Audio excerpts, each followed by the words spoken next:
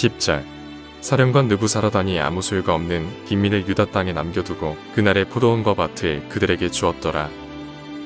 17에서 18절. 여호와의 말씀이니라. 내가 그날에 너를 구원하리니 내가 그 두려워하는 사람들의 손에 넘겨지지 아니하리라. 내가 반드시 너를 구원할 것인즉 내가 칼에 죽지 아니하고 내가 노력물같이 네 목숨을 얻을 것이니 이는 내가 나를 믿었음이라. 여호와의 말씀이니라 하시더라.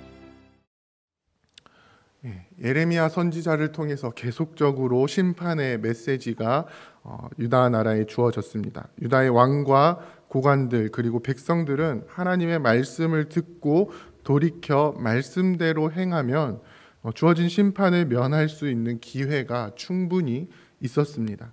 하나님께서는 유다가 말씀으로 돌이키기를 원하시면서 계속적으로 심판의 메시지를 주셨습니다. 하지만 유다의 반응은 어떠했습니까? 하나님의 말씀이 임하여도 그것을 하나님의 말씀으로 받아들이지 않았습니다. 자신의 뜻과 저울질해서 자신이 생각했을 때 좋은 대로 행했습니다. 거짓 선지자들을 통해서 주어지는 말씀을 들으면서 우리는 절대로 망하지 않을 거야 라는 어떤 근거 없는 확신이 그들 안에 있기도 했습니다. 사실 방금 말씀드렸던 우린 절대 망하지 않을 거야 라는 이 유다 민족이 하는 생각은요, 아주 근거가 없지는 않았습니다. 그들은 예루살렘 성전을 가지고 있었기 때문입니다. 그들은 자신들에게 예루살렘 성전이 있는 한 자신들은 절대로 망하지 않는다라고 생각을 했습니다. 왜냐하면 예루살렘 성전은 하나님께서 임재해 계신 곳이기 때문입니다. 하나님께서 그들과 함께 하시는 곳이 바로 예루살렘 성전이기 때문입니다. 하나님께서 함께 하시는 한 그들은 절대로 망하지 않는다라고 생각을 했습니다. 거짓 선지자들이 예언하는 것처럼 비록 잠깐의 어려움은 있을 수 있겠지만 결코 적군의 손에 자신들이 망하지 않는다라고 생각을 했습니다. 아니, 절대로 적군은 예루살렘 성전을 무너뜨릴 수 없다라고 생각을 했습니다. 이러한 생각은요, 마치 사사시대에 엘리 제사장의 두 아들이었던 홈니와 비느하스가 블레셋 군대와 싸울 때 그들이 가졌던 생각과 비슷합니다. 계속되는 블레셋과의 전쟁에서 패배하자 홈니와 비느하스는 어떻게 하죠? 하나님이 우리와 함께 하시면 우리가 전쟁에서 승리할 수 있을 거야 라고 이야기를 하면서 하나님의 언약궤를 들고 전쟁터로 나갑니다. 하나님이 함께 하시면 이라는 아주 신앙적인 생각인 것처럼 보이는 그 생각을 하면서 그 증표로 언약궤를 들고 전쟁터로 나가는 겁니다. 물론 언약궤는 하나님께서 이스라엘 민족과 함께 하신다는 그 증표가 맞습니다. 그런데 이스라엘 민족은요, 그 증표를 마치 부적처럼 생각을 하면서 가지고 나갑니다. 하나님의 뜻과는 전혀 상관없이 언약궤가 있는 곳은 하나님이 계신 곳이라는 공식을 굉장히 단순화시켜가지고 생각하면서 그 언약궤를 부적으로 삼고 나간 것이죠. 그 결과는 어떻게 됐습니까? 전쟁에서 패하게 되었고요. 하나님께서 엘리 제사장 가문에 주셨던 심판의 메시지는 그대로 이루어지게 되었습니다. 마찬가지로 예레미야 시대의 유다 민족은요, 예루살렘 성전을 마치 부적처럼 생각하고 있었습니다. 예루살렘에 하나님께서 머무시는 한 자신들은 절대로 망하지 않는다라고 생각을 했습니다. 자신들을 지켜주시는 하나님으로 인해서 절대적으로 안전하다라고 생각을 했습니다. 그래서 예루살렘 성전 안에서는요, 하나님께서 주신 어떤 제의적인 요소들, 율법을 통해서 어떻게 제사를 드려야 되고 어떻게 거룩하게 해야 되고 어떻게 정결하게 해야 되고 그러한 것들은 굉장히 철저하게 지키면서 이 예루살렘 성전을 거룩하게 유지하려고 노력했습니다. 그런데 그뿐이었습니다. 성전 안에서는 거룩하고 정결함을 유지하려고 애를 쓰는데 성전을 벗어나게 된다면 자신들의 우상을 섬기는 데에 급급했습니다. 고관들은 가난한 자들을 착취하고 율법을 교묘하게 피해서 종들을 부렸으며 앞전 본문에서도 나왔죠. 하나님 앞에 회개하는 것처럼 보이기 위해서 율법에 말하는 기한이 찼을 때 종들을 해방해 줬으나 위기를 모면하자 어떻게 합니까? 다시 그 종들을 불러들여서 일을 시키게 되는 그런 모습들을 보이는 겁니다. 백성들은요, 성전을 벗어나서는 하나님을 찾지 않고 우상들을 찾는 것이 더 자연스러웠습니다. 예루살렘 성전을 통해서 하나님의 백성다운 모습이 그들에게 분명하게 나타나야 하는데, 성전을 통해서 배우는 말씀을 통해 이 하나님의 백성으로서의 그 공의와 사랑의 모습을 보여야 하는데, 율법이 요구하고 있는 이 백성다운 모습, 율법이 백성다운 모습으로 어떤 것을 요구하고 있습니까? 요약을 하면요, 하나님을 사랑하고 이웃을 사랑하고, 그 모습이 유다 민족에게 나타나야 되는데, 예루살렘 성전은 유다 민족에게 자신들을 절대로 망하지 않게 하는 부적이 되면서, 그리고 그들의 삶은 하나님과 전혀 상관없는 그러한 삶이 되어버린 것입니다. 그러한 예루살렘에 대한 심판의 메시지는 사실 우상이 되어버린 성전을 헐어버리는 하나님의 뜻이었습니다. 예레미야를 통해서 주어진 성전이 무너질 것이다 라는 메시지는 사실 하나님께서 유다 민족 깊숙이 자리 잡고 있는 이 우상을 헐어버리는 것이었습니다. 계속적으로 주어지는 심판의 메시지에 유다 민족이 돌이켜서 회개하고 스스로 자신들의 우상을 무너뜨렸다면 하나님께서는 주신 심판의 메시지를 분명 유보하셨을 것입니다. 하지만 그들은 끝까지 자신의 우상을 놓지 못하고, 자신의 기득권을 놓지 못하고, 자신의 왕의 자리를 놓지 못하고, 자신의 우상을 끝까지 붙들면서 결국 하나님께로 돌이키지 않았습니다. 하나님께서는 말씀하신 대로 바벨론의 느부갓네살 왕을 통해서 오늘 본문에서는 그의 사령관인 느부사리단을 통해서 예루살렘 성전을 함락시킵니다. 유다 왕 시드기야는 도망하게 되고요, 느부갓네살 왕에게 붙잡혀서 어떻게 되죠? 말씀하신 대로 생명은 보존이 됩니다. 생명은 보존이 되지만 시드기야 왕이 보는 앞에서 그 아들들이 다 죽임을 당하게 되고요, 그의 눈은 뽑히게 되어서 바벨론에서 포로로 살아가게 됩니다. 예루살렘 성전을 무너뜨린 것은 바벨론의 군대이지만 그들은 하나님의 도구가 되어서 우상을 무너뜨리는 심판의 도구로 사용이 됩니다. 사랑하는 부평교회 성도 여러분, 우리 안에 혹시 신앙의 이름으로 자리 잡고 있는 우상이 있지는 않습니까? 믿음의 이름으로 자리 잡고 있는 우리 자신의 고집이 있지는 않습니까? 교회 생활을 열심히 하면서 나의 안위와 나의 잘됨을 목표로 하는, 하나님과 전혀 상관없는 그런 나의 삶을 꿈꾸며 신앙생활을 하고 있지는 않으십니까? 끊임없이 주어지는 하나님의 말씀에 자신을 들이지 않고 자기 자신이 왕이 되어서, 혹은 자신의 안위가, 자신의 안전이, 자신의 잘됨이 우상이 되어서 그것들을 위해서 살아갔던 유다 민족은 결국 하나님을 우상화하고 부적으로 만들어버렸습니다. 하나님을 그저 자신들을 결코 망하지 않게 해주시는 수호신 정도로만 여기게 하였습니다. 예루살렘 성전이 있는 한 절대로 망하지 않는다는 그들의 신념은 하나님의 말씀이 그들에게 요구하는 백성으로서의 삶이 무엇인지 깨닫지 못하게 하였고, 결국 성전이 무너지게 되는 심판을 받게 되었습니다. 오늘날에도 상당히 많은 사람들이 이러한 신앙의 오류에 빠져 살아가고 있습니다. 나는 교회에 다니니까 괜찮아. 나는 신앙을 가지고 있으니까 괜찮아. 이러한 생각으로 자신의 이기적인 모습을 허용하고 관철시키고, 심지어는 그런 모습이 신앙의 모습이라고 착각하면서 말씀이 요구하시는 사랑과 공의의 모습을 전혀 보이지 않으면서 살아가고 있다는 것이죠. 그런 백성들을 향해서 하나님께서는 어떻게 말씀하십니까? 반드시 그 우상을 무너뜨리는, 자기 자신이 우상이 되어버린 그들의 그 우상을 무너뜨리시겠다는 심판의 메시지를 말씀을 통해서 끊임없이 주시고 계십니다. 반면에 하나님의 백성의 모습을 온전히 보이는 자들에게는 하나님께서 어떻게 하십니까? 오늘 본문에서 끝까지 하나님의 말씀을 대언했던 예레미야 선지자에게 느부갓네살 왕은 선대하는 것을 보여줍니다. 심지어 적국의 선지자가 말하는 대로 행하라고 느부사리단 사령관에게 명령을 합니다. 예루살렘 성전을 함락시킨 느부사리단은요, 어떤 행동을 했죠?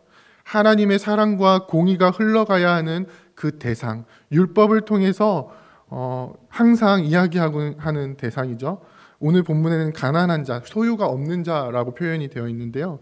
아마 전쟁을 통해서 생겨난 고아와 과부들, 또한 나그네들이 그 대상이었을 것으로 생각이 됩니다. 고관들에게 착취당했던 가난한 자들이었을 것입니다. 그들은 유다 백성을 통해서 돌보아져야 하는 하나님의 사랑의 대상들이었습니다. 그런데 그동안 그 보살핌을 받지 못했죠. 그런데 하나님의 심판의 도구로 사용되었던 이방인, 적국의 사령관을 통해서 율법적인 돌봄을 받게 됩니다. 유다 땅에 남아서 포도원을 받게 되었고 그것을 관리하게 되는 것이죠. 예레미야 선지자에게 선대했던 에벤멜렉에게는 하나님께서 어떻게 말씀하십니까? 너무나도 확실한 구원의 메시지가 그에게 주어집니다. 하나님의 말씀을 듣고 서는 그 예레미야 선지자를 선대하고 그를 통해서 주어지는 하나님의 말씀을 하나님의 말씀으로 받고 왕에게 직언을 했던 에벤멜렉을 하나님께서 반드시 구원하시겠다라고 그 약속의 말씀이 예루살렘의 심판의 메시지 바로 뒤에 이어서 나오고 있는 것입니다. 무슨 뜻입니까? 하나님의 말씀을 무시하고 자신의 우상을 세웠던 유다 민족은 심판을 받고 하나님의 말씀을 말씀으로 받은 구스 사람은 구원을 받는 모습을 대조적으로 보여주면서 하나님의 구원은 예루살렘 성전 건물에 있는 것이 아니라 하나님의 말씀에 있다라는 것을 분명하게 보여주고 있는 것입니다. 우리에게 주어지는 하나님의 말씀 가운데 행하시는 그 구원이 우리 안에 온전히 이루어지기를 원합니다. 어떠한 상황 속에 놓인다 할지라도 하나님의 말씀이 우리를 이끌어 가시는 대로 우리의 삶을 드릴 때에 그 삶이 세상 속에서 어둡고 죄악이 가득 찬 이 세상 속에서 험한 길을 간다 할지라도 반드시 우리를 구원하는 말씀임을 우리가 분명하게 믿고 그 말씀을 붙들기를 소원합니다.